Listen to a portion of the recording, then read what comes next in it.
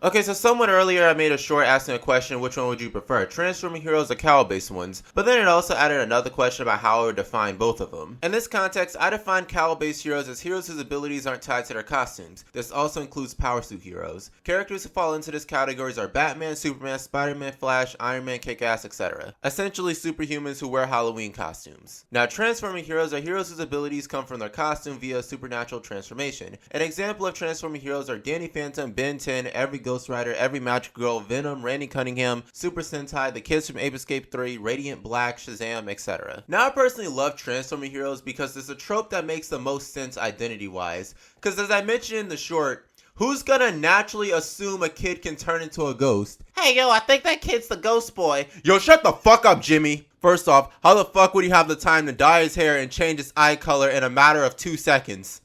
Yeah right, you sound like a fucking dumbass. This is why you play tic-tac-toe on your forehead, Jimmy. Even with magical girls, you can just assume that the reason they're not worried about their faces is because the magic alters how their faces are perceived. So while their appearance may look normal to the viewer, in universe, the citizens might process their appearance as something else. Not to mention when it comes to transforming heroes, you can just get away with a lot more stuff. Like you can make your character's hero form as OP as possible, but as long as you add something like a time limit / energy or damage limit, it's all good. Especially if there's a cooldown between transformations, because then the situation switches from creative mode to survival mode. And I actually think this trope works better with teenage superheroes or younger superheroes, mostly due to the concept behind Shazam, or the Captain, or whatever the comics call him now. It just appeals to that childhood fantasy. Basically, I like transforming heroes because they're aesthetically pleasing, they're easy to manage, simple to write, and there's a lot more versatility in writing. Now with cowl-based heroes, I personally find them boring compared to transforming ones, because just a strong guy in a Halloween costume.